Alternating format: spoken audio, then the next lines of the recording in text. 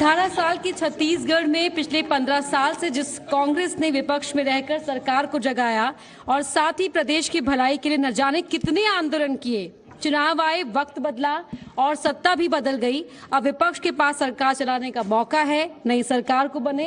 ये तो करीब 70 दिन ही हुए हैं, लेकिन कांग्रेस को जिस तरह ऐतिहासिक जीत मिली है, उसके बाद प्रदेश की जनता की जो उम्मीदें हैं वो भी बढ़ गई हैं। हमारे बीच में मंच पर मौजूद हैं प्रदेश के माननीय मुख्यमंत्री भूपेश बघेल जी, और हम जानने की कोशिश करेंगे कि किस तरह अब नवा छत्तीसगढ़ को लेकर जो सरकार के सामने चुनौतियां हैं उनसे किस तरह पार पाने की रणनीति पर सरकार अब आगे बढ़ रही है। सर,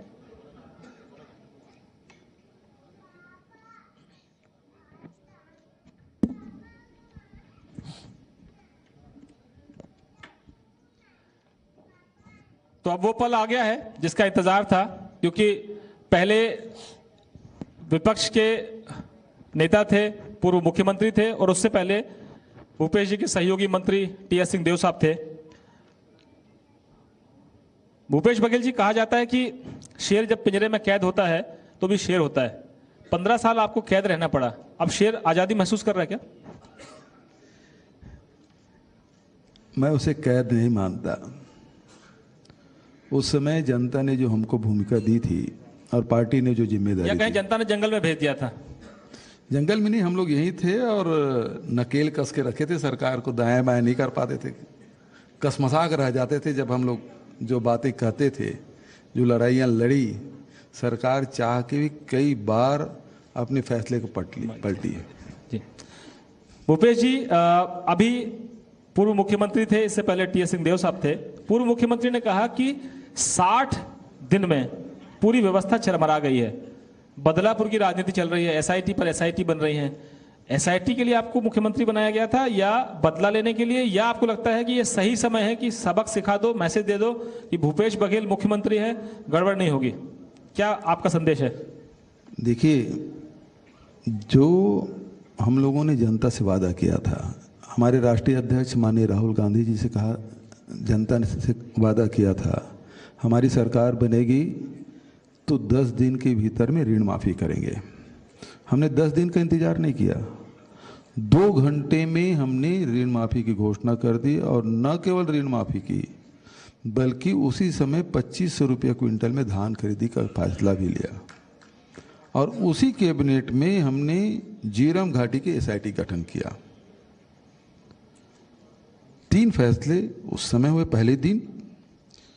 फिर हमने फैसला किया जो छोटे प्लाट हैं, जो शहरी क्षेत्र में पिछले 10 साल से रजिस्ट्री नहीं हो रही थी, हमने उसे ओपन किया। आज लगभग 12 से 13 हज़ार रजिस्ट्रियाँ हो चुकी हैं। जो ज़मीन सौदा करके रखे थे वो रजिस्ट्री नहीं कर पा रहे थे, चाहे अपने बच्चे की शादी की हो, चाहे पढ़ाई लिखाई के लिए हो, चाहे अन्य खर्चा के लिए, उसके लिए रजिस्ट्री नहीं कर पा रहे थे। मकान नहीं बना पा रहे थे, हमने उसे भी सरलीकरण किया। उसके लिए रजिस्ट्री नहीं कर पा रहे थे, मकान नहीं बना पा रहे थे, हमने उसे भी सरलीकरण किया। फिर हमने फैसला किया जो लोहांडीगुड़ा, जहाँ टाटा की ज़मीन थी, उस ज़मीन को वापस करने का फैसला किया। पूरे देश में ये ऐतिहासिक फैसला है। 2013 में कानून तो बन गया था, लेकिन उसका पालन कहीं नहीं हुआ था। छत्तीसगढ़ पहला राज्य है जहां 1700 आदिवासी किसानों के 4200 एकड़ जमीन हमने वापस किया। ऐसे ही सिंगूर में हुआ था, और उसी टाटा को उठा के नरेंद्र मोदी जब देश के प्रधानमंत्री हैं वो गुजरात ले गए थे। तो आप क्या उद्योगपतियों को मैसेज ये देना चाहते हैं कि हम किसानों के हितैषी हैं, लेकिन आपकी हमको चिंता नहीं? किसानों का हितैषी होना कोई खराब बात नहीं, अच्छी बात है, आपने अच्छा फैसला किया, इसका हम स्वागत भी करते हैं, लेकिन क्या उद्योगपतियों को नहीं लाएंगे तो रोजगार कैसे बढ़ेगा? देखिए, सिंगूर में भी टाटा था और यहाँ भी टाटा था। सिंगूर में वो प्लांट लगाना चाहते थे, वहाँ किसानों ने आंदोलन किया था। यहाँ सरकार ने ज़मीन दे दी थी। टाटा 2016 में खुद टाटा करके चले गए कि हम यहाँ प्लांट नहीं लगाएंगे। जब ज़मीन खाली पड़ी है, किसान कब्जा खाली नहीं हुआ है और लोगों को रोज़गार नहीं मिला है, ऐसी स्थिति में हमने उस ज़मीन को वापस करने का फैसला लिया कि जबकि पिछली सरकार ने उसे लैंड बैंक में रख दिया था। मतलब सरकार किसानों से छीन के लैंड पूल में रख दिया था, लैंड बैंक में रख दिया था। और उसी जहां हमने किसानों को पट्टा दिया, उसी जगह पे जो शासकीय भूमि है उसमें फूड पार्क का शिलान्यास किया है। तो हम उद्योग के विरोधी नहीं, हमारी पार्टी है जो औद्योगिकरण किया पूरे देश में। नेहरू जी ने इसकी शुरुआत की, हमारे भिलाई स्टील प्लांट बना, जिसे आधुनिक मंदिर उन्होंने कहा है। तो हम उद्योग के विरोधी नहीं हैं, लेकिन इसके जरूर प्राइवेटाइजेशन कर रहे हैं, इसका विरोध कर रहे हैं। दूसरा चीज है, जो कानून बना है उसका पालन होना चाहिए। भूपेश जी, हमारी जो थीम है वो आप उसी को गढ़ना चाहते हैं, नवा छत्तीसगढ़। हम आपसे पूछ रहे हैं कि नवा छत्तीसगढ़ में होगा क्या, ये कैसे अलग होगा? सिंगापुर बन जाएगा, अमेरिका बन जाएगा, लंदन बन जाएगा, या ओरिजिनल छत्तीसगढ़ जिसकी कल्पना है कि गरीब गुरबों का छत्तीसगढ़ होगा, किसानों का छत्तीसगढ़ होगा, आदिवासियों का छत्तीसगढ़ होगा, जमीन पर रहने वालों का छत्तीसगढ़ होगा, वनवासियों का छत्तीसगढ़ होगा, जिन जंगलों में रहते हैं उनका छत्तीसगढ़ होगा, या भूमि माफिया का होगा, या बड़े बड़े उद्योगपतियों का होगा, या जो माइंस चला रहे हैं, जो आदिवासियों को उसी खदान में दबा देते हैं और डंपर के नीचे कुचल देते हैं, या जिनकी हजारों लाखों एकड़ जमीन छुड़ा ली गई है, जिन पर गोलियां चली हैं, जिनकी हत्या हो गई, जिनकी महिलाओं और बच्चों के साथ तरह तरह के अत्याचार हुए, कौन सा छत्तीसगढ़ आपको चाहिए? वो छत्तीसगढ़ जो छत्तीसगढ़िया का छत्तीसगढ़ है, या बाहर से जो सबले बढ़िया लोग आ गए उनका वो छत्तीसगढ़ है? हमने कोई दावा नहीं किया कि हम बनारस को क्वेटा बना देंगे।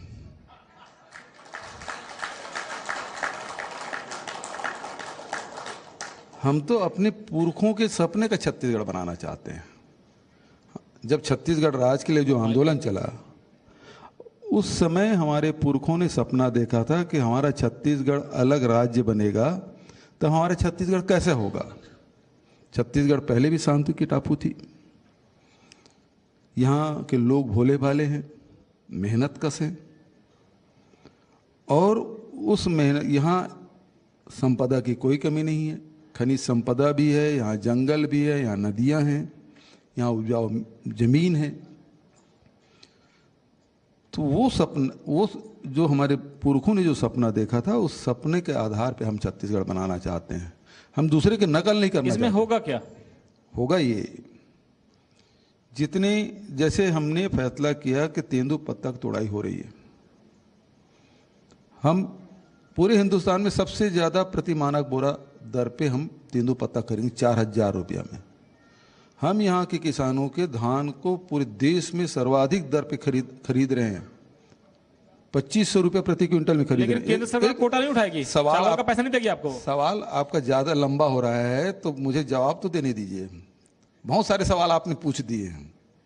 और सपनों का छत्तीसगढ़ कहे ना, हमने कहा ना, हमारे पुरखों के सपनों का छत्तीसगढ़, वो छत्तीसगढ़ कैसे होगा? जैसे हमने अभी काम जिसमें शुरू किया, हमने चुनाव के समय नारा दिया था, छत्तीसगढ़ के 4 चिन्हारी, नरवा गरवा घुरवा बारी, एला बचाना है संगवारी। गांव को बसाना है, हमको गांव को व्यवस्थित करना है। गांव में जो नाले हैं उसको पुनर्जीवित करना है। सिंचाई के लिए हमको किसी पे आधारित नहीं होना है। उस गांव की जो नाला है उसी को हम लोग रोकें। और वैज्ञानिक तरीके से हमारे पास नीरी के नक्शा है, रिमोट सेंसिंग के नक्शा पूरे हिंदुस्तान में किसी राज्य के पास है और छत्तीसगढ़ के पास, दूसरे राज्यों में नहीं है। कैसे वाटर रिचार्जिंग करना है वो हमारे पास योजना है। हमने पायलट प्रोजेक्ट हमने करके देख लिया है। पानी नंबर 1, नंबर 2, आज मवेशी के कारण से पूरे छत्तीसगढ़ नहीं पूरे देश परेशान है।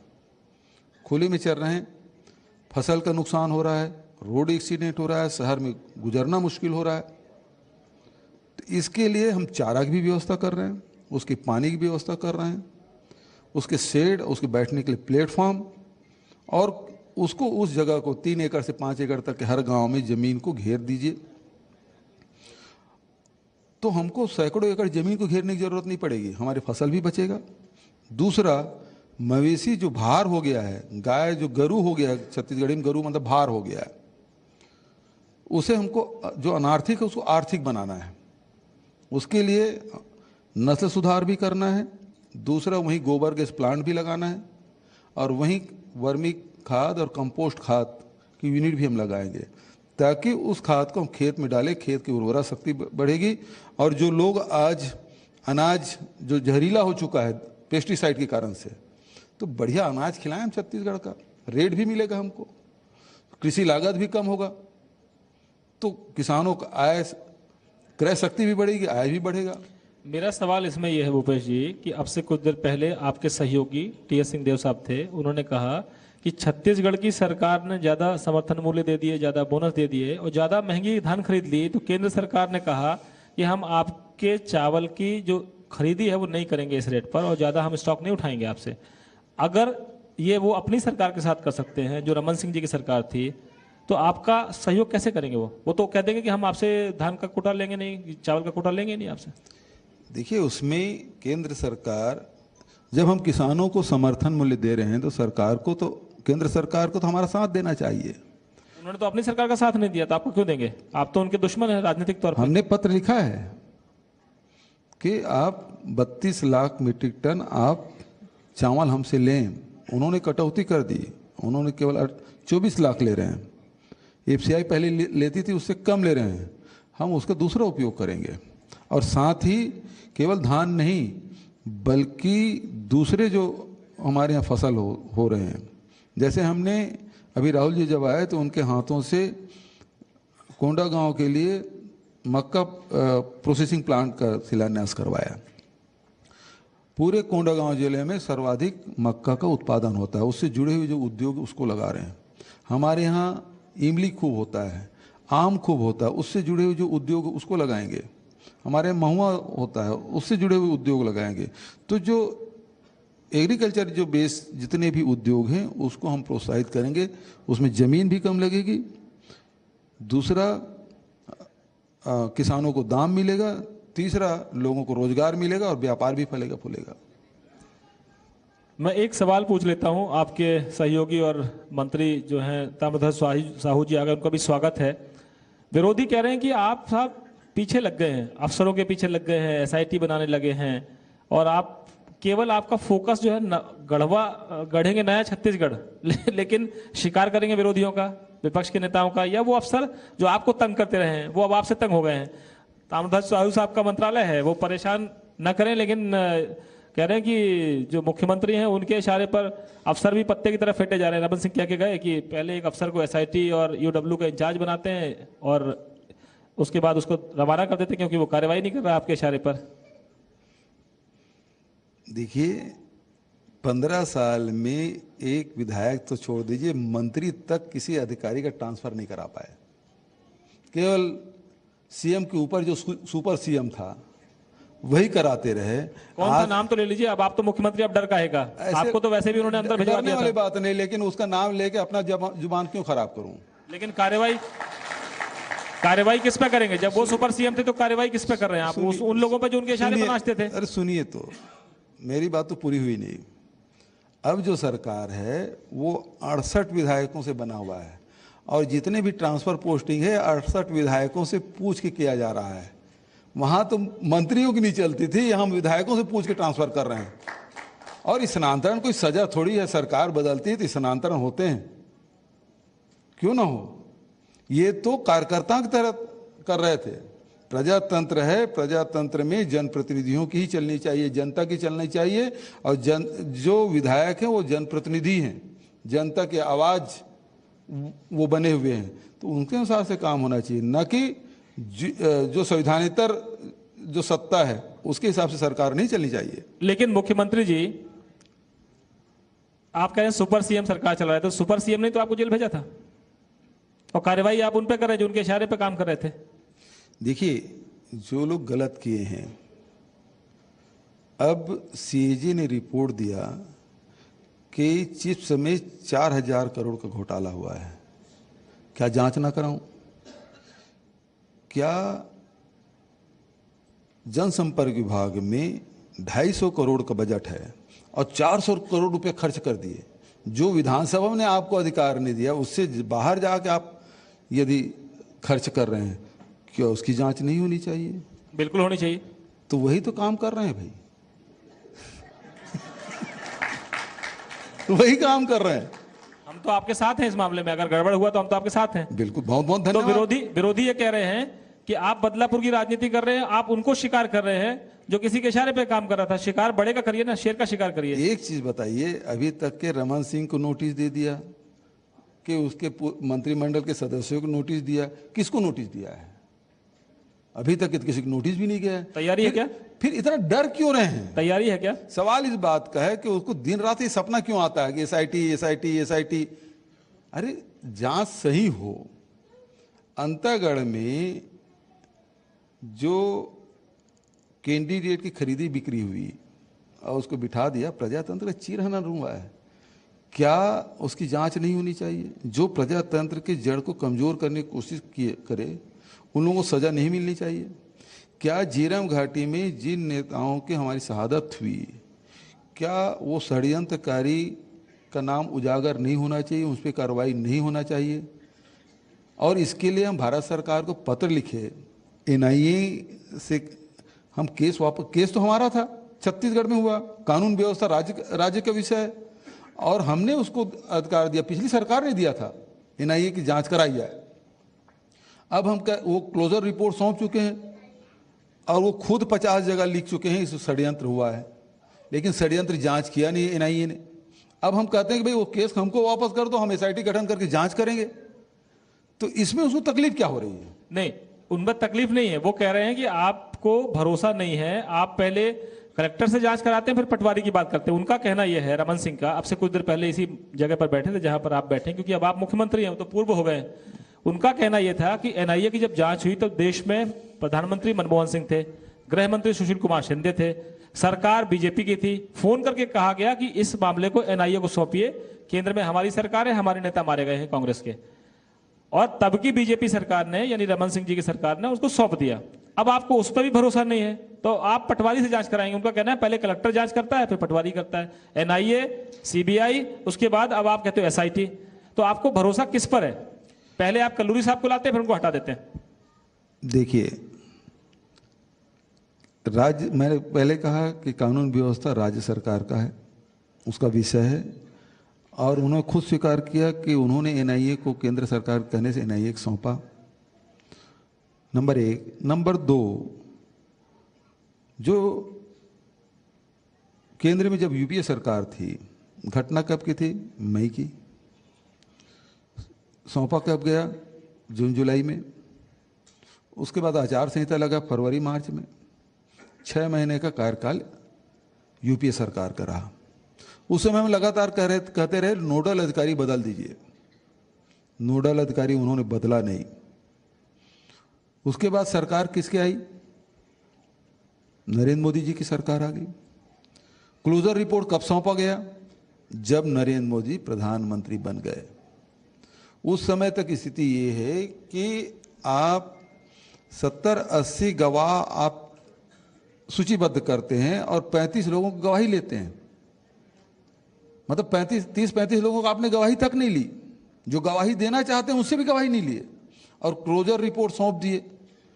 और हमने विधानसभा में भी कहा कि भाई इसमें गड़बड़ी हुई है, एनआईए ने क्लोजर रिपोर्ट सौंप दिया है, जो आयोग गठन किए हैं उसमें भी षड्यंत्र कोई जांच का बिंदु नहीं है, तो ऐसे में किस जांच कौन करेगा?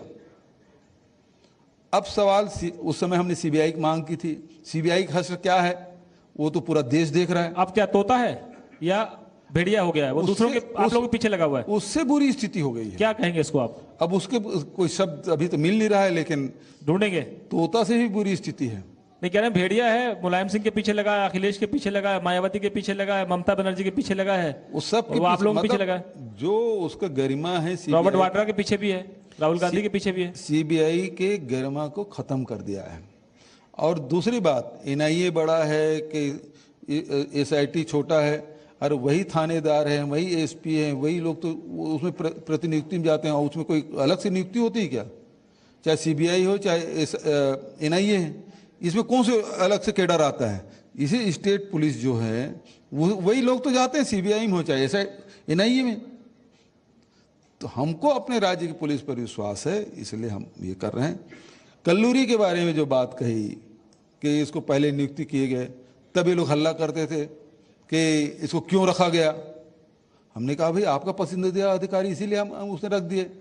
अब हटा दिए तो बोलते हैं क्यों हटा दिए। तो ये तो मतलब नियुक्त किए तब उसको परेशानी है, हटा दिए तब परेशानी है। इसको इसकी किसी में चैन नहीं है। एक सही बात यह है कि रमन सिंह जी को किसी में चैन नहीं है, और रमन सिंह जी के अलावा कोई भारतीय जनता पार्टी के नेता, एक उसके जो प्रदेशाध्यक्ष भी है और नेता प्रतिपक्ष है, वही भर उसके साथ है। जो उन्होंने अभी पीआईएल भी लगाया, तो भारतीय जनता पार्टी में कार्यकर्ता नहीं मिला जो पीआईएल लगा ले। पीआईएल कौन लगाया? रमन सिंह के कहने से धर्मलाल कौशिक जी। उसको भारतीय जनता पार्टी में कोई समर्थन भी नहीं रहा, अकेले पड़ गए। केवल एक आदमी है जो उसके प्रदेशाध्यक्ष है। लेकिन कह रहे हैं कि आपने कल्लूरी साहब को हटा के जिसको चार्ज दिया है, तो कांटे से कांटा निकालने की बात है। कल तक तो वो एक थे, एक ही ग्रुप के लोग थे जिनको नई जिम्मेदारी दी है, तो कांटे से कांटा निकालने की राजनीति कर रहे हैं आप। देखिए, अधिकारी तो वही रहेंगे। ये कोई अमेरिका तो है ही नहीं कि सरकार बदली तो उसके हिसाब से अधिकारी भी बदल दो। भारत में ये व्यवस्था नहीं है। जो अधिकारी हैं वो रहेंगे, सरकार आती जाती है। सवाल इस बात का है कि उन अधिकारियों से आप काम कैसे लेते हैं। वो तो काम करने वाले हैं, काम लेने वाले पे निर्भर करता है। उन्होंने भारतीय जनता पार्टी कार्यकर्ता बना दिया था। हम कहते हैं भाई संविधान की आपने शपथ ली है, उसके अनुसार से आप काम करिए। लेकिन यहाँ जो जनता बैठी है, जो जनता छत्तीसगढ़ की आपको सुन रही है, तो भूपेश बघेल जी ये भरोसा दिलाएंगे कि अब ब्यूरोक्रेसी नहीं, जनता के नुमाइंदे सरकार चला रहे हैं। ब्यूरोक्रेसी पत्ते नहीं फेंट पाएगी, नेताओं को घुमा नहीं पाएगी, मंत्रियों को अपने इशारे पर नहीं नचा पाएगी, उनकी सीडी नहीं बना पाएगी, उनके खाते नहीं खुलवा पाएगी विदेशों में। ऐसा भरोसा दिलाएंगे आप? बिल्कुल। हमारे जो विधायक या मंत्री हैं वो जनता के नुमाइंदे हैं, और ये सरकार है वो जनता के लिए है। तो यहाँ अधिकारियों के भरोसे सरकार नहीं चलेगी। हम जो चाहेंगे, हमारी जो नीति है उसके हिसाब से अधिकारी और कर्मचारी काम करेंगे। लेकिन जिनको सस्पेंड कर रहे हैं वो क्या कहें? जिनको आपने सस्पेंड कर दिया उठा उठा के, बड़े पावरफुल अफसर थे, सस्पेंड आप क्यों कर रहे हैं? आपसे बदला लिया था इसलिए आप बदलापुर कर रहे हैं, या इशारा है कि मेरे पर हाथ डाला था भुगतो? बहुत अच्छा सवाल आपने पूछा, मैं इसके लिए धन्यवाद दूंगा। मैं समझता हूं कि डीजी स्तर के अधिकारी बिरले ही देश में सस्पेंड हुए होंगे। हमने किया, वो काम आपने कर दिया, तो रिकॉर्ड बुक में लिखा जाए आपका नाम? मैं उसके लिए नहीं किया हूं।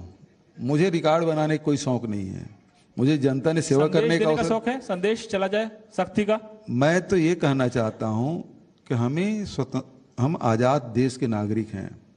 भारत आज़ाद है और जनता के आज़ादी की रक्षा करने की जिम्मेदारी हमारी है।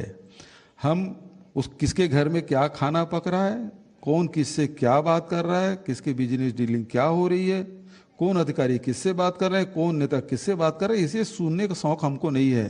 और इसके लिए उनको अधिकार नहीं दिया गया था। वो अपराधियों को पकड़ने के लिए सर्विलेंस का अधिकार उनको था, और बिना इजाजत के वो अधिकारियों के, नेताओं के, अन्य लोगों के फोन टेपिंग कर रहे हैं और ब्लैकमेलिंग भी कर रहे हैं। तो ऐसे लोगों को क्या सजा होना चाहिए?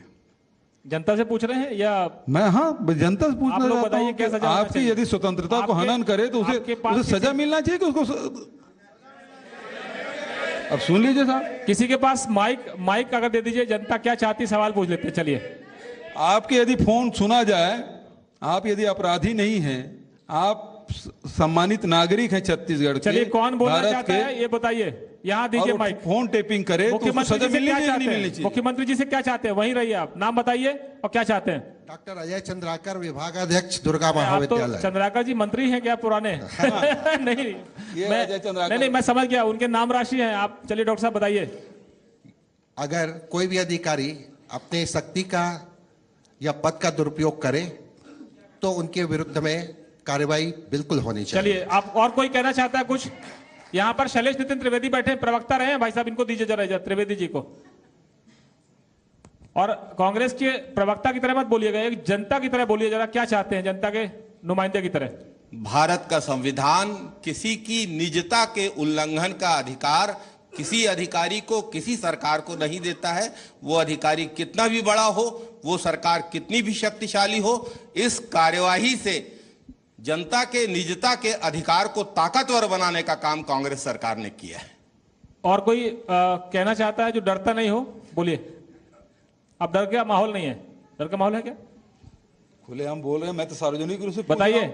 जी, हमेशा से होता रहा कि वो आपका अधिकारी नाम कहीं क्या है? आपका मैं नाम ममता क्या? Sharma, social activist. ममता जी, क्या सवाल है? मुख्यमंत्री जी सामने बैठे हैं, कह रहे हैं कार्रवाई कर देंगे अगर कोई डराएगा आपको, आपके फोन टैप करेगा तो। सर, मुख्यमंत्री जी भी जानते हैं कि मैं डरने वाली नहीं हूँ। मैं भी विगत 26 सालों से छत्तीसगढ़ में लड़ रही हूँ जनहित में। और रही बात कि गुप्ता जी जैसे जो अधिकारी हैं, वो डराने के लिए इतने केस बनाते हैं और आपको झुकाना चाहते हैं। और आपके मेरे ऊपर कोई ऊपर मुकदमा है 8 क्या? केस, मेरे आपके ऊपर ऊपर 8 मुकदमा? केस बन चुका। और बधाई हर आपको। बात ये मुकी खा के गिरे, सीआईडी में फेलियर रहे। मुख्यमंत्री जी ममता जी को आश्वस्त करेंगे कि इनके 8 केस मुकदमे आप वापस ले लेंगे? हमने तो एक मंत्रिमंडल की एक उपसमिति बना दी है गृह मंत्री जी के अध्यक्षता में। गृह मंत्री जी बैठे सामने। हाँ, उनके अध्यक्षता में जितने भी जनहित में जो मामले हैं, जिन लड़ाइयाँ लड़ी है, उसके पास आवेदन दे दें और उसके एग्जामिन करके वो सारे केस चलिए, वापस होंगे। जोरदार तालियां शुक्रिया सर। मुख्यमंत्री जी के लिए। जोरदार तालियां। जिनके भी मुकदमे हैं, जो जी मध्य प्रदेश छत्तीसगढ़ देख रहे हैं, नहीं देख पा रहे हैं, सोशल मीडिया में देख लेंगे और सब मुख्यमंत्री जी के पास, ताम्रध्वज जी के पास भेज दीजिए। वही मुखिया हैं इसके, जो पूरी कमेटी बनी है, उनके नेतृत्व में आपके मुकदमे वापस होंगे अगर आपने गलत नहीं किया है। अगर गलत किया है तो फिर वो जेल भिजवाएंगे। आगे और कोई किसी का कोई सवाल है मुख्यमंत्री जी से? यहां सामने दीजिए। आप अपना परिचय भी दीजिएगा और मुख्यमंत्री जी से सवाल मैं क्या है? घनश्याम राजू हूं। कानून के रखवाले ही अगर कानून को हाथों में लेने का काम करेंगे तो निश्चित ही ऐसे लोगों को जेल में ही होना चाहिए। बहुत अच्छा डायलॉग है आपका, शानदार फिल्म डायलॉग है ये। कानून के रखवालों को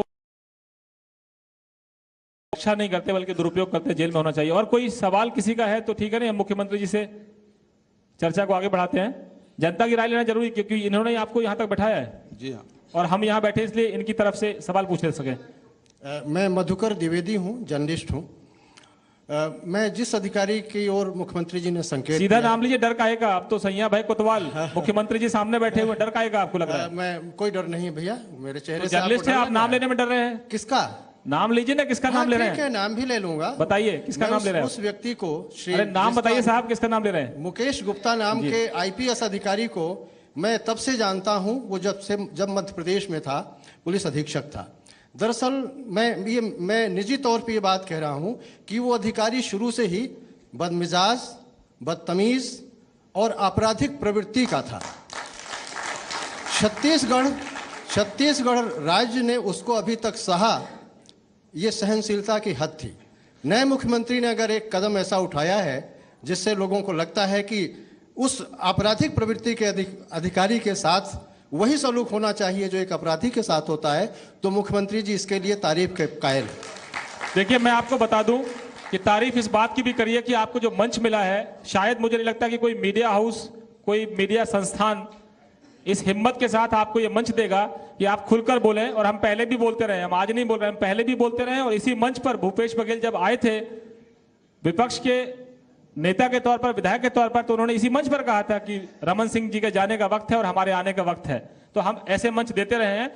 और मैं दाद देता हूं पत्रकार के तौर पर, आपने जो बात रखी है, मैं कहता हूं बहुत मुश्किल होता है कि सत्ता में रहने वाले और ताकतवर लोगों से लड़ना, लेकिन पत्रकार जिसकी सैलरी, जिसकी ताकत सबको पता है, शायद कई बार तो उनके परिवारों को किस कष्ट से गुजरना पड़ता है, या बस्तर में जिन पत्रकारों के साथ अन्याय हुआ है, मैं आपसे गुजारिश करूंगा इस मंच से, जैसे अभी इन्होंने कहा कि ये मध्य प्रदेश से जानते हैं उन अफसर को, मेरा वास्ता कभी नहीं पड़ा और मेरी फोन टैपिंग हुई नहीं, मुझे नहीं पता, लेकिन मेरा वास्ता कभी नहीं पड़ा और फोन टैपिंग होती मैं चिंता नहीं करता हूं।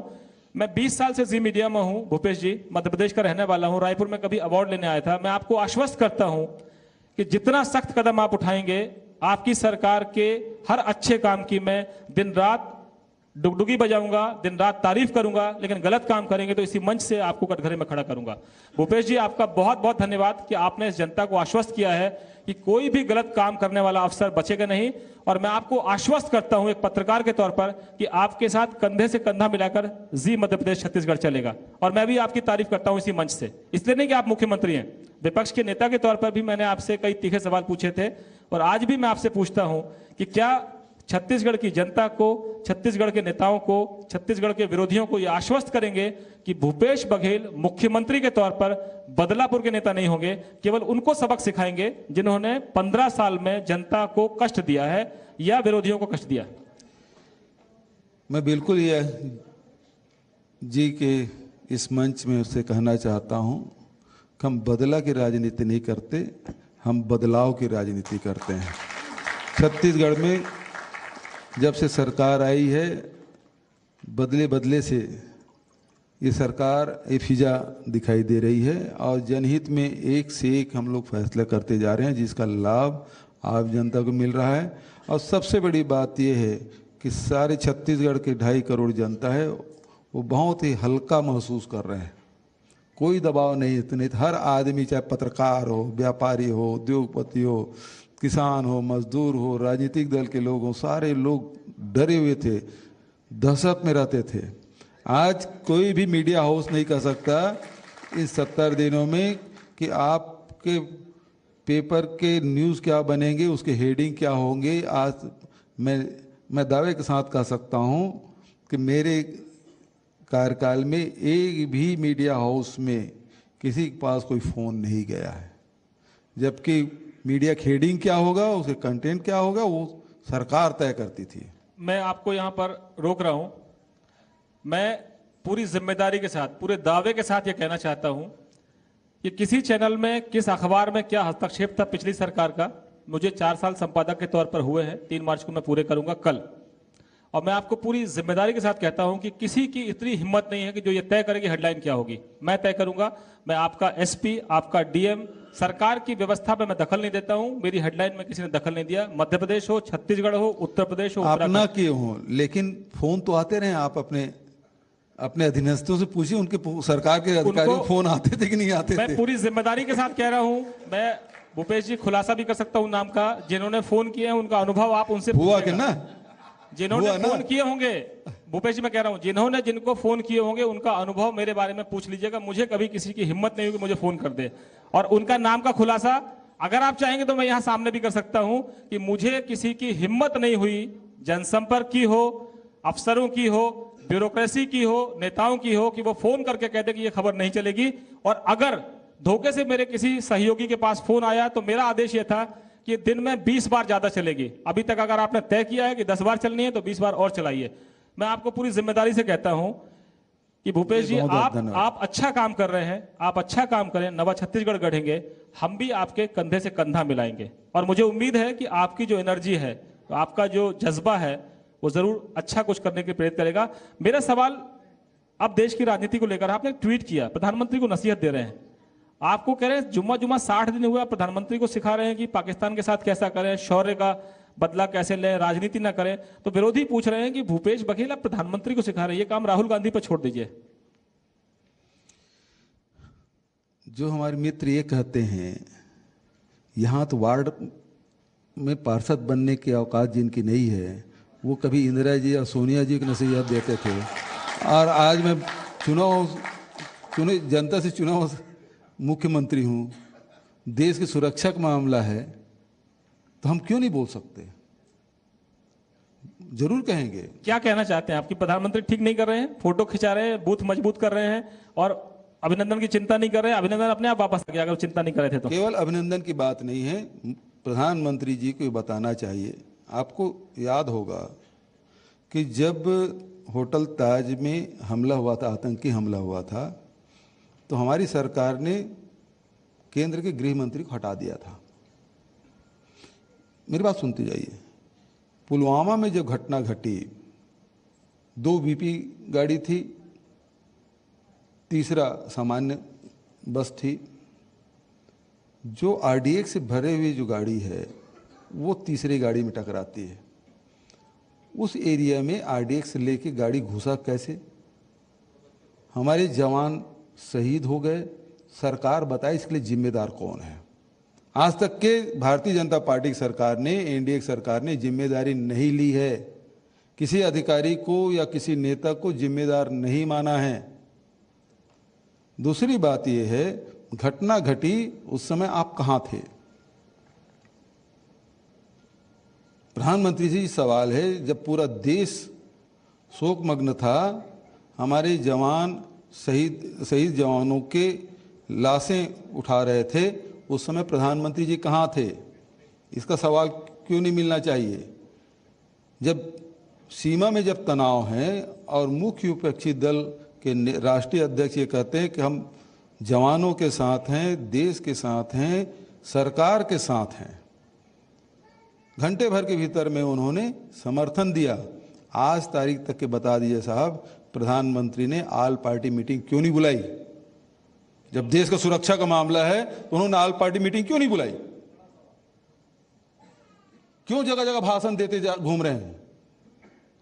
क्यों विपक्षियों के? देश क्या भारतीय जनता पार्टी की है? देश हम सब का है। जो किसी भी दल का रहने वाला हो या किसी दल में ना भी हो, उन सब का है जो हिंदुस्तान में निवास करता है, और इसलिए सबका सहयोग और समर्थन लेने का आवश्यकता है। इस समय देश को एक साथ खड़े होने का आवश्यकता है, और प्रधानमंत्री जी राजनीति कर रहे हैं। जब हमारे अभिनंदन पाकिस्तान के कब्जे में था, केंद्रीय गृह मंत्री जी बिलासपुर में राजनीतिक भाषण दे रहे हैं, राजनीतिक कार्यक्रम में आए हुए थे।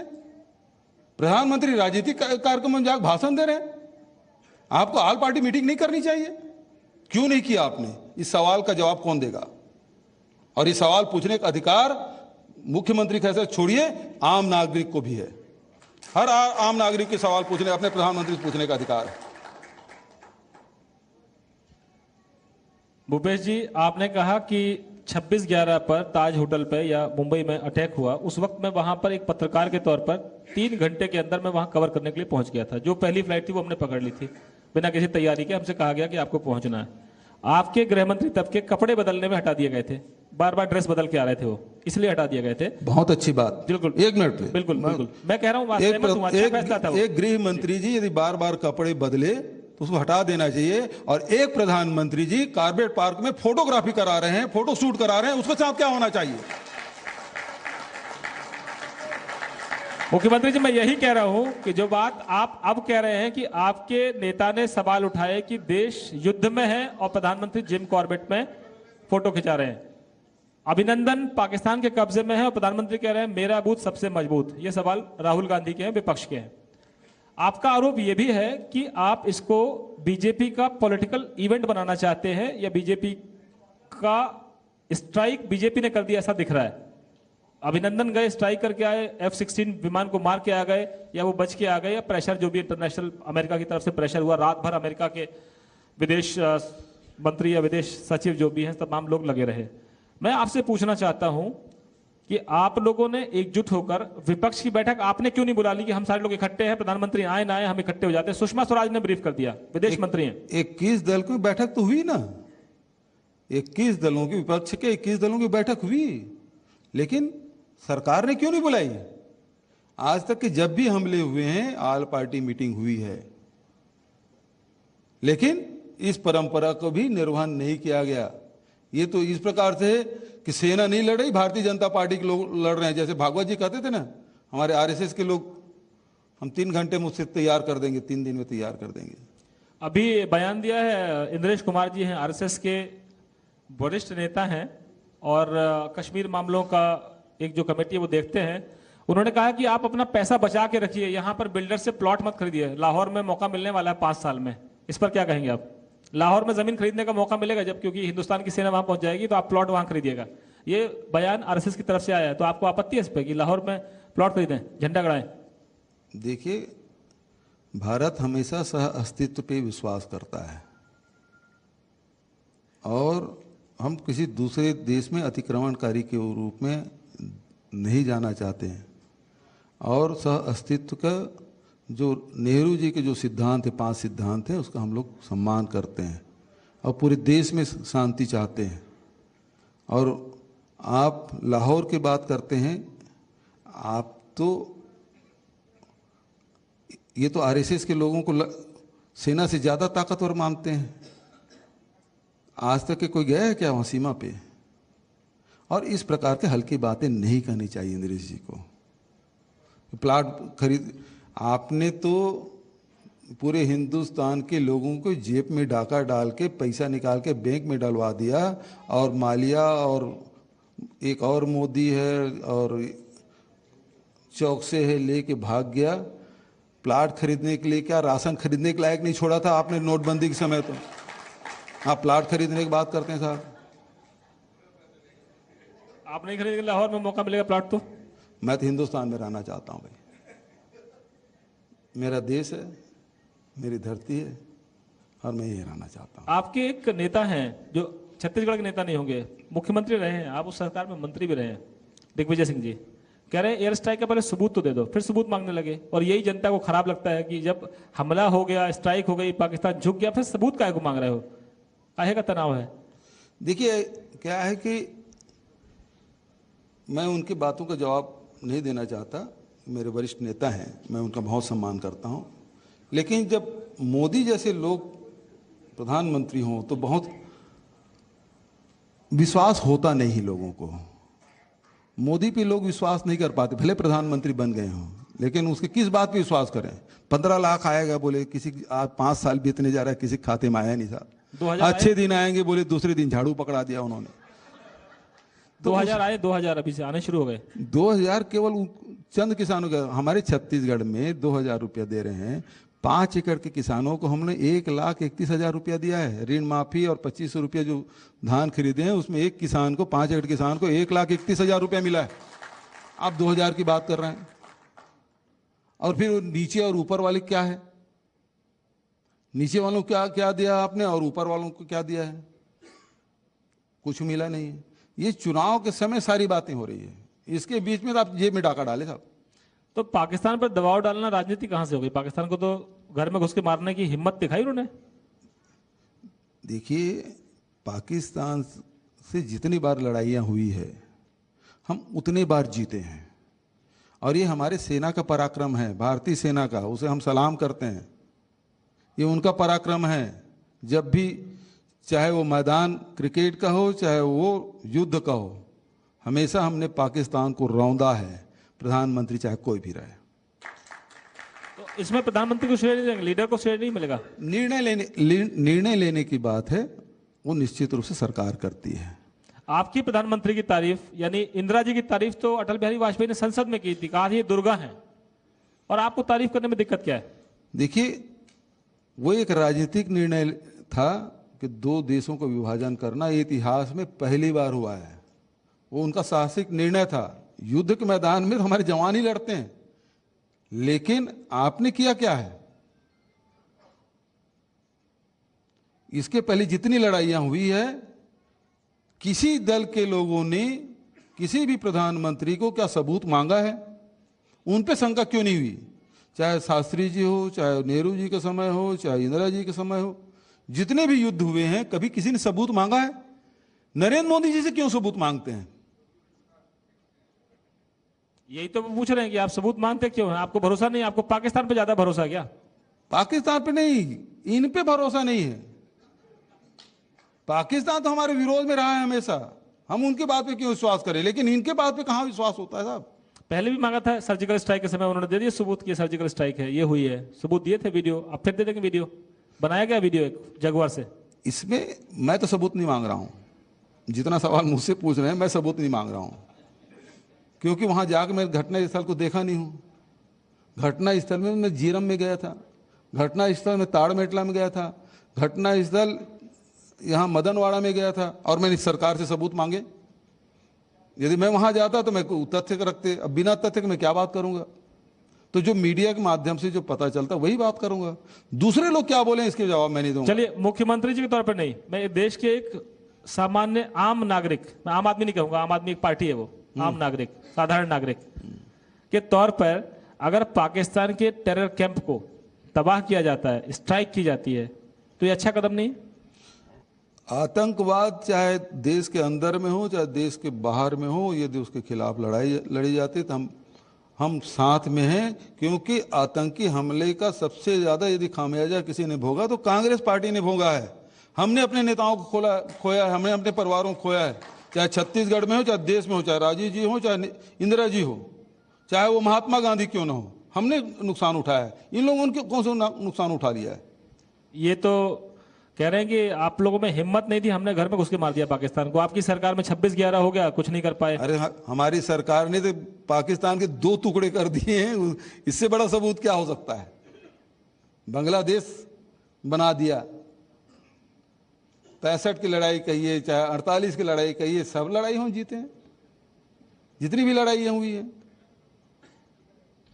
अगर नरेंद्र मोदी देश में एक माहौल बनाते हैं पाकिस्तान के खिलाफ या दबाव बनाते हैं पाकिस्तान पर, पूरी दुनिया का समर्थन हासिल करते हैं, तो एक नेता के तौर पर, एक कांग्रेस के मुख्यमंत्री के तौर पर आपको आपत्ति क्या है? आप सबूत क्यों मांगेंगे? आपकी पार्टी को सबूत मांगेंगे? राहुल गांधी देश का मामला है, वहां पूरा देश एक साथ खड़ा हुआ है। एक नागरिक के तौर पे कर रहा हूं, एक राजनीतिक दल के सदस्य के रूप में कर रहा हूं। हमारे राष्ट्रीय अध्यक्ष ने पहले दिन पहले घंटा में उन्होंने कहा कि हम जवानों के साथ हैं, उसके जो शहीद हुए उसके परिजन के साथ हैं, और पूरा ये कांग्रेस पार्टी और सरकार के साथ खड़ी हुई है। इससे बड़ा बयान किसी का नहीं हो सकता। बचत लोग क्या बोल रहे हैं उसको कोई महत्व नहीं। जब राष्ट्रीय अध्यक्ष जब ये बात बोल चुके हैं तो बचत नेताओं के बयान का कोई औचित्य नहीं रह जाता।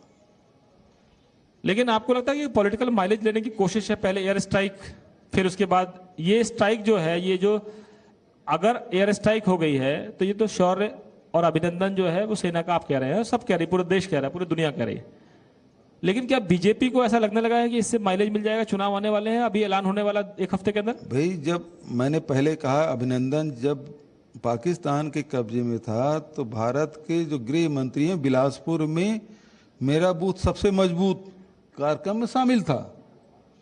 क्या देश के गृह मंत्री को इतना निश्चिंत था? क्यों उनको चिंता नहीं होनी चाहिए कि एक भारत का एक बेटा पाकिस्तान के कब्जे में है और यहां मेरा बूथ सबसे मजबूत कार्यक्रम में यहां आए हुए हैं? कहां होना चाहिए उनको? घर मजबूत होगा तब तो पाकिस्तान से लड़ेंगे। ये कोई बात हुई साहब? पूरा देश जहां चिंतित है वो अपनी पार्टी मजबूत करने में लगे हुए हैं। राहुल गांधी भी यही सवाल पूछ रहे हैं कि आप अपना बूथ मजबूत करने लगे, वहां पे आपका पायलट जो है अंदर फंसा हुआ है, आप बूथ ही मजबूत करने में लगे हुए। बिल्कुल सही। जो देश का नागरिक है, जो राष्ट्रभक्त है, देशभक्त है, वो यही बात करेगा। हमको देश पार्टी से ऊपर है और ये लोग देश से ऊपर पार्टी बना दिए। आप कह रहे हैं जिम कॉर्बेट में शूटिंग कर रहे थे, आपका सबूत है? आपसे भी सबूत मांगेंगे वो? सारे मीडिया में आया साहब, सारे मीडिया में उसको खंडन किया क्या? घटना के इतने दिन हो गए, सब लोगों ने कहा एक जिम कॉर्बेट में ये फोटो शूट करा रहे, तो उसका खंडन हुआ क्या भारतीय जनता पार्टी के द्वारा? उनसे तो पूछा गया कि 2.5 घंटा तक आपने रिएक्ट क्यों नहीं किए? आप सबूत जारी करेंगे? मैं कोई आरोप तो नहीं लगा रहा हूं, ये देश के लोग पूछ रहे हैं। तो क्या ये क्या है? ये उनकी तारीफ है? जिम कॉर्बेट में शूटिंग करा रहे हैं तो तारीफ तो आरोप ही तो है। देश की जनता पूछ रही है, जानना चाहते, उसको तो उसका जवाब तो उनको देना चाहिए ना।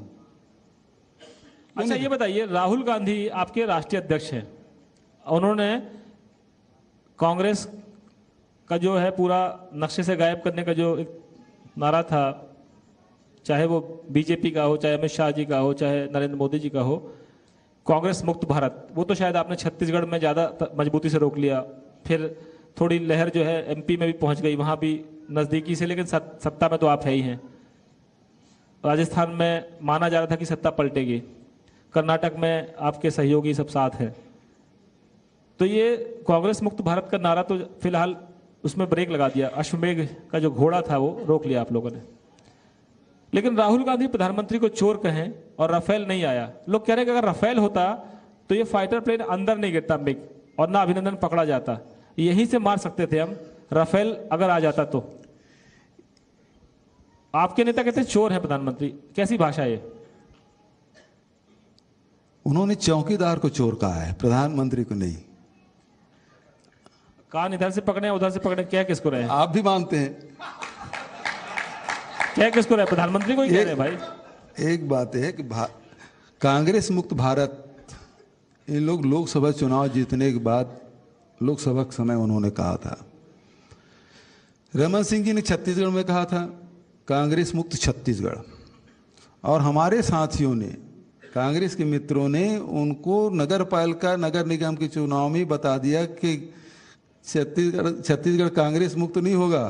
और यहाँ हम जीते, नगर पंचायत जीते, नगर पालिका जीते, नगर निगम जीते और पंचायती राज जीते, सोसाइटी में भी जीते। ये हमारे कांग्रेस के साथियों ने उसी समय संदेश दे दिया था।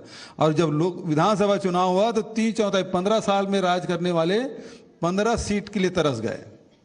तो कभी कोई विचारधारा समाप्त नहीं होता। लेकिन ये बयान कैसा, चौकीदार चोर?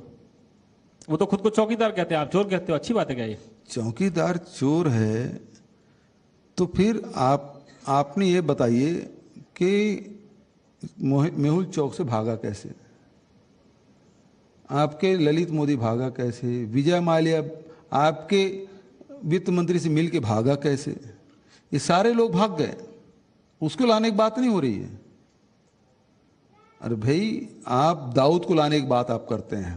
ओसामा बिन लादेन के जो घर है जहाँ रुका हुआ था, अमेरिका वहाँ जाके आक्रमण करके उसको ख़त्म कर दिया। आप यदि दाऊद को जाकर मार देते या ले आते पकड़ के, तब तो आपको कूटनीतिक ताकत दिखाई देती। आप कहते भरें, करते कुछ नहीं है। लेकिन और बल्कि जो आज जिसको जैसे मोहम्मद वगैरह जितनी बात कर रहे हैं, उनके नेता को तो कंधार छोड़ने आप ही के मंत्री गए थे। यदि उस समय नहीं छोड़े होते तो आज हमारे जवान जिंदा होते, हमारे बीच में होते, अपने परिवार के बीच में होता। लेकिन बीजेपी कहती है या प्रधानमंत्री खुद कहते हैं या वित्त मंत्री कहते हैं कि जितने भी लोन बांटे, लोन तो आपकी सरकार ने बांटे इनको सबको मिला के, जो सारे लोग मेहुल चौकसी हो या नीरव मोदी हो या विजय माल्या हो या बड़े बड़े लोग हों, लोन तो कांग्रेस की सरकार ने बांटे थे, वो भाग गए। अब पकड़ के लाने की जिम्मेदारी उनकी है, वो लाएंगे। भाई ये तो सरकार, पिछली सरकार जो करती है उसको तो करना पड़ेगा। जैसे हमारी सरकार ने पिछले समय भारतीय जनता पार्टी सरकार रही, उन्होंने शिक्षा कर्मी संविलियन का निर्णय लिया, उसकी पेमेंट की व्यवस्था तो नहीं की थी। हमारी सरकार आई, सप्लीमेंट्री बजट में सबसे पहले 1900 करोड़ रुपए हमने उसके पेमेंट की व्यवस्था की। तो सरकारें तो करती है, लोन लिया, पटाने का है। लेकिन सवाल इस बात का है कि आपके सरकार में आपके वित्त मंत्री से बताकर विजय माल्या भाग जाता है, ये गलत बात है ना। आप उसने भागने क्यों दिया? और प्रधानमंत्री जी मेहुल भाई कितने उसकी सभा में देखे, मेहुल भाई करके दे रहे हैं। मतलब प्रधानमंत्री जानते हैं मेहुल भाई कौन है? नहीं जानते तब की बात अलग है। उनको मैं बिजनेसमैन के कार्यक्रम में देखा था, सीसीआई कौन सा कार्यक्रम है, उसमें बैठे हुए थे और उसमें मेहुल भाई को उदाहरण दे रहे थे माइक पकड़ के। प्रधानमंत्री को क्या पता कि मेहुल भाई चोर निकल जाएंगे? चौकीदार को क्या पता है? जब इतने करीब से जानते हैं तो उनको जानना चाहिए कि कौन क्या है। आपने एक सवाल एक और उठाया कि अगर ये कंधार नहीं छोड़ के आते हवाई जहाज में बिठा के तो शायद ये नहीं होता। तो ये तो इतिहास है कि देश में महबूबा मुफ्ती को छुड़ाने के लिए आतंकवादी छोड़े गए, देश में तब बीजेपी सरकार ने यही काम किया। तो ये सरकारें तो अपने लोगों को बचाने के लिए कुछ भी करती हैं। इसमें अगर प्रेसिडेंट सेट होता, इसका मतलब ये हुआ कि भारतीय जनता पार्टी की निगाह में पार्टी बड़ा है, देश छोटा है।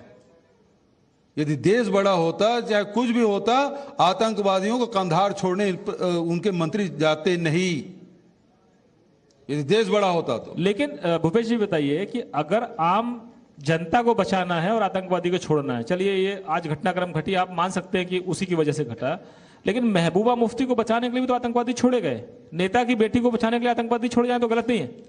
आप एक चीज बताइए, आज आपने अभिनंदन को सुराग लाया ना, डायलॉग आपने की होगी, तभी तो छोड़े। यहां आपके रायपुर छत्तीसगढ़ में एक कलेक्टर एलेक्स पाल मेनन, नक्सली उसको पकड़ लिए थे, उसे किसी स्तर पे डायलॉग किए ना, तब तो कलेक्टर छूट के आया। जब यहां हो सकता है तो वहां डायलॉग क्यों नहीं हो सकता? उसे निगोशिएट क्यों नहीं किया गया? और यहां आतंकवादी का आप छोड़ रहे हैं। चलिए, ये सवाल बड़ा है और इस सवाल पर एक नीति पहले भी आया था जब कंधार के आतंकवादी छोड़े गए थे। कहा गया था कि एक ऐसी नीति होनी चाहिए कि अगर कोई विमान का अपहरण करता है तो उस विमान को ही नष्ट कर देना चाहिए, मिसाइल से दाग के नष्ट करना पड़े या आतंकवादियों को छोड़ने की जरूरत न पड़े। मसूद अजहर हो या मौलाना, तमाम तरह के ऐसे लोग हैं जो देश के लिए नासूर हैं। मेरा सवाल आप छत्तीसगढ़ में वापस लौटाता हूं। आपने एलेक्स पॉल मेनन का जिक्र किया। एक बयान और आया कमलनाथ जी, वो दिग्विजय सिंह जी नहीं है, कमलनाथ जी कह रहे हैं ये कलेक्टर जो है अपने आप को भगवान समझने लगे हैं और इनको कलेक्टर नहीं कहना चाहिए, सर्विस प्रोवाइडर, जैसे प्रधान सेवक कह रहे हैं प्रधानमंत्री अपने आप को, तो ये सर्विस प्रोवाइडर है, जनता के लिए सेवा देने वाले लोग हैं ये। तो आप चाहेंगे कि दोनों मुख्यमंत्री मिलें, आपके और भी जो काउंटर पार्ट्स हैं, चाहे गहलोत साहब हैं राजस्थान में, आप लोग मिलके ये कलेक्टर को खत्म कर देंगे क्या?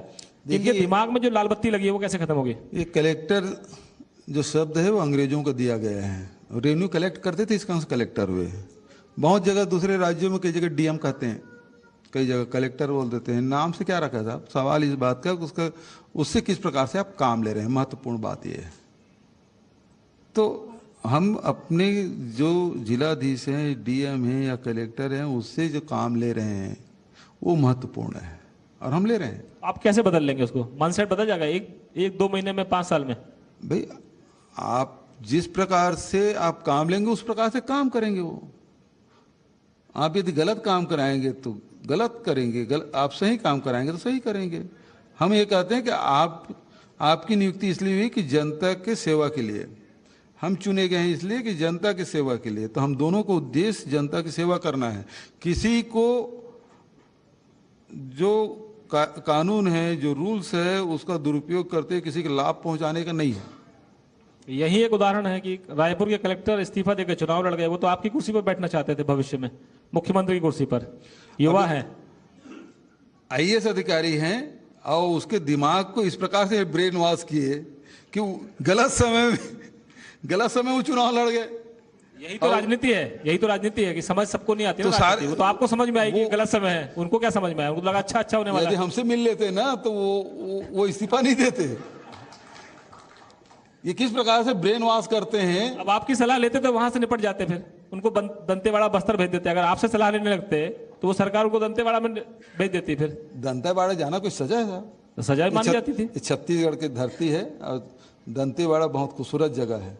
पहले तो कहा गया ये काला पानी है, जिसको सजा है। देना हो सरकार को तो वो रायपुर, जिसको सजा देती थी वो रायपुर बुलाती थी। पिछली सरकार है स्थानांतरण को सजा मानती थी, हमारी सरकार में स्थानांतरण सजा नहीं है। अब क्या संदेश है कलेक्टरों को, एसपीज को, ब्यूरोक्रेट्स को कि आप चुनाव लड़ने की चिंता छोड़ दीजिए, चुनाव लड़ने का मुगालता मत पालिए। जो जिम्मेदारी जनता सरकार ने आपको दी, संविधान ने आपको जो अधिकार दिया है उसका उपयोग जनता की सेवा के लिए लगाइए, उस अधिकार का दुरुपयोग मत करिए। ये मेरा संदेश आपके चैनल के माध्यम से मेरे सारे अधिकारियों को, प्रदेश के सारे अधिकारी कर्मचारियों की यही है। मैं पहले भी बोल चुका हूं और इस लेकिन उनको आपसे डर लगता है। एक फिल्मी डायलॉग था, बाबूजी बहुत डर लगता है, तो अब सीएम से सब डरने लगे। पता नहीं क्या करेंगे। कोई डरता नहीं, आज सब भय मुक्त हैं।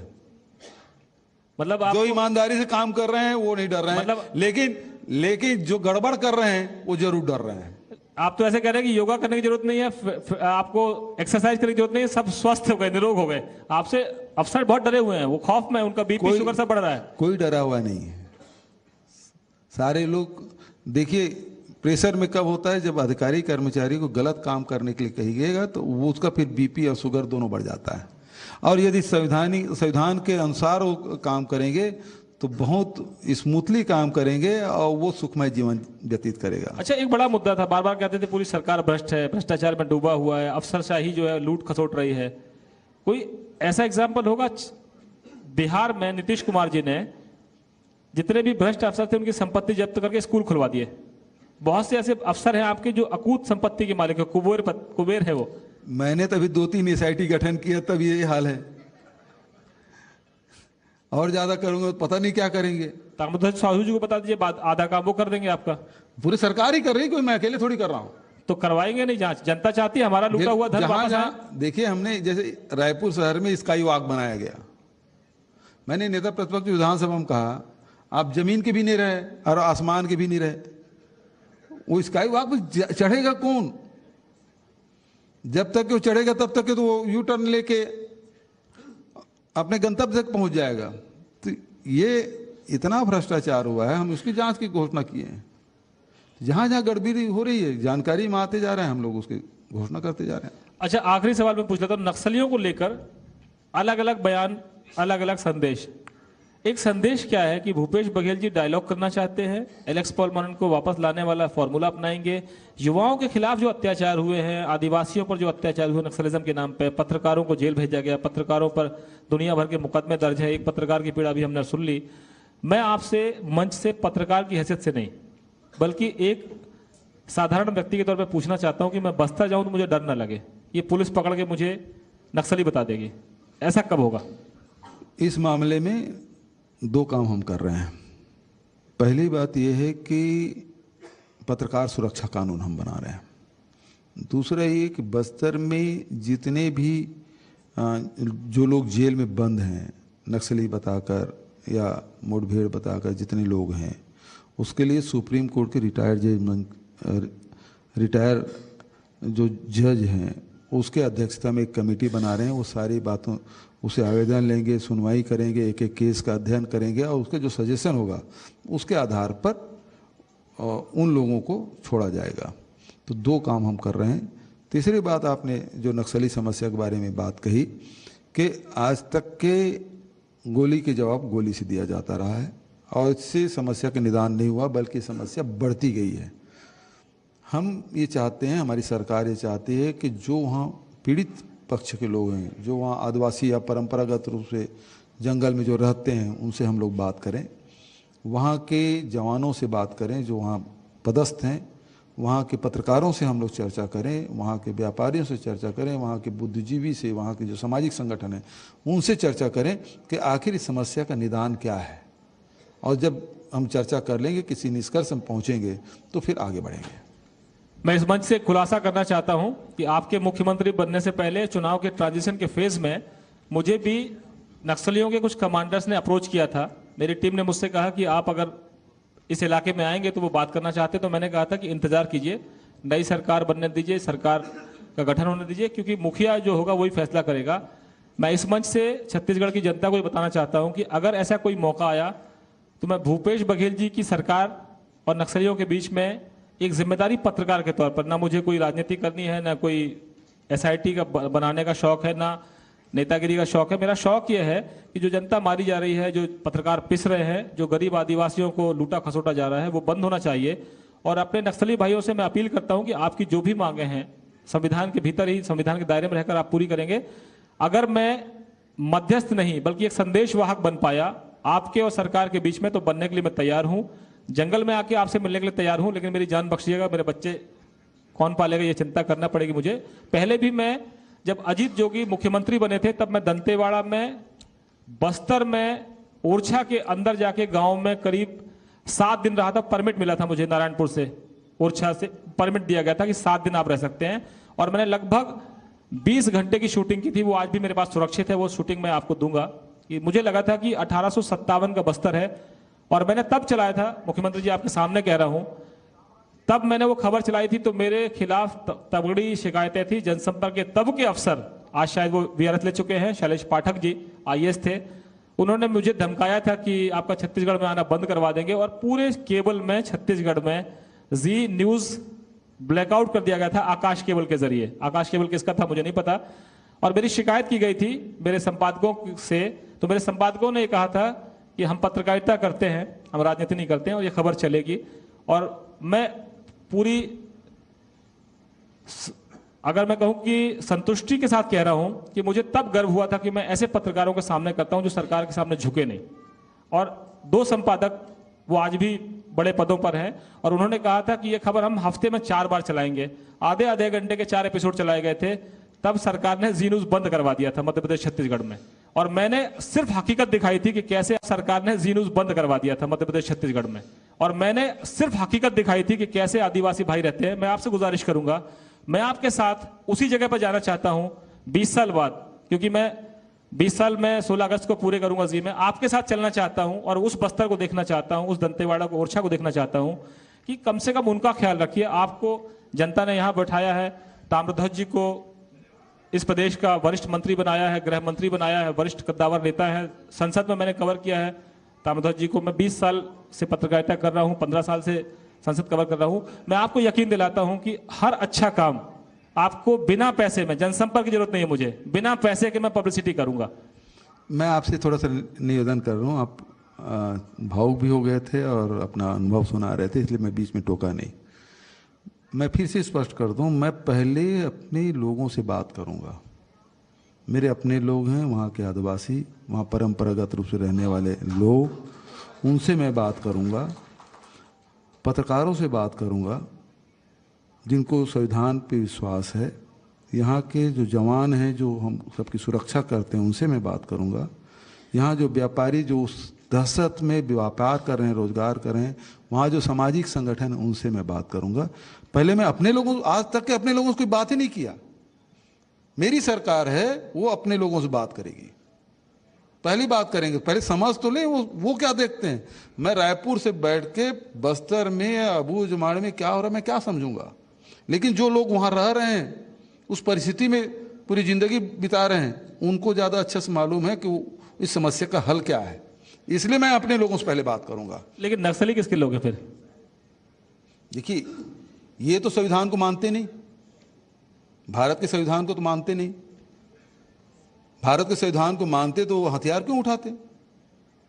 हथियार या तो जो सीमा में है वो उठाते हैं, या हमारी सुरक्षा के लिए जो जवान यहाँ हैं उनके पास हथियार है। बचत आम नागरिक को हथियार रखने का अधिकार नहीं है। तो आप भारत के संविधान को तो मानते नहीं। पहले मैं अपने लोगों से बात कर लूं, फिर वो लोग कहें तो फिर आगे बढ़ेंगे। तो अगर वो हथियार डाल दे तो हथियार डाल दे तो है ना, आम नागरिक बने, उसे रोका कौन है? आम नागरिक तरह रहे, उसे कौन रोक रहा है? आप पहल करेंगे कि हथियार डाले, वो उसका माहौल बनाएंगे आप?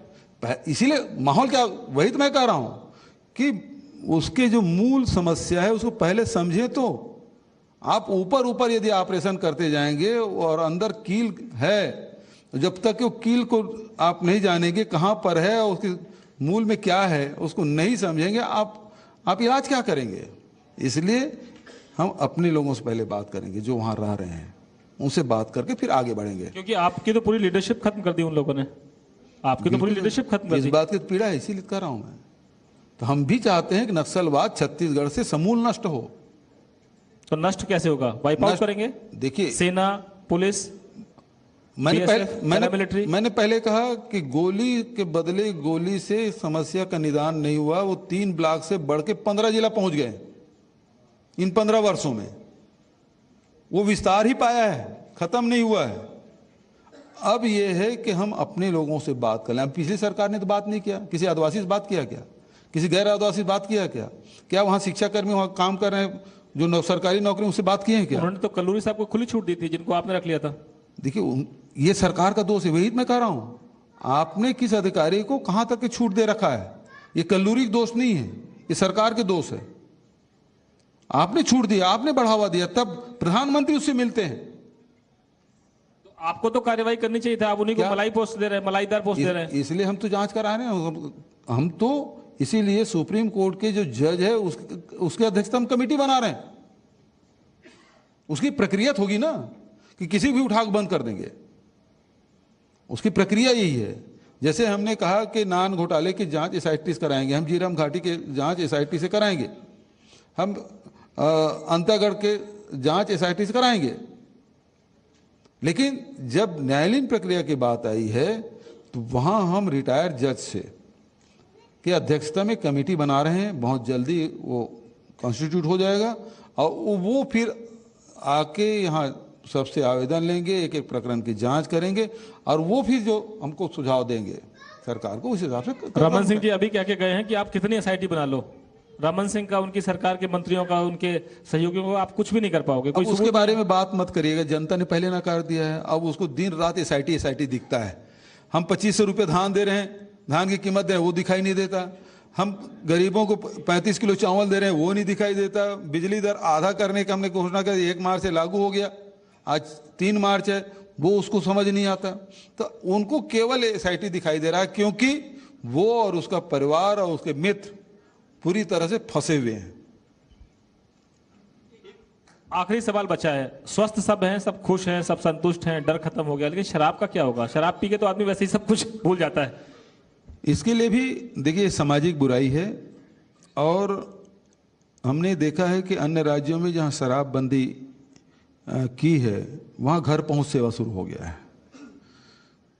कुछ राज्य ऐसे हैं जहां शराबबंदी तो की थी, लेकिन कुछ समय बाद वो फिर से उसको वापस ले लिया।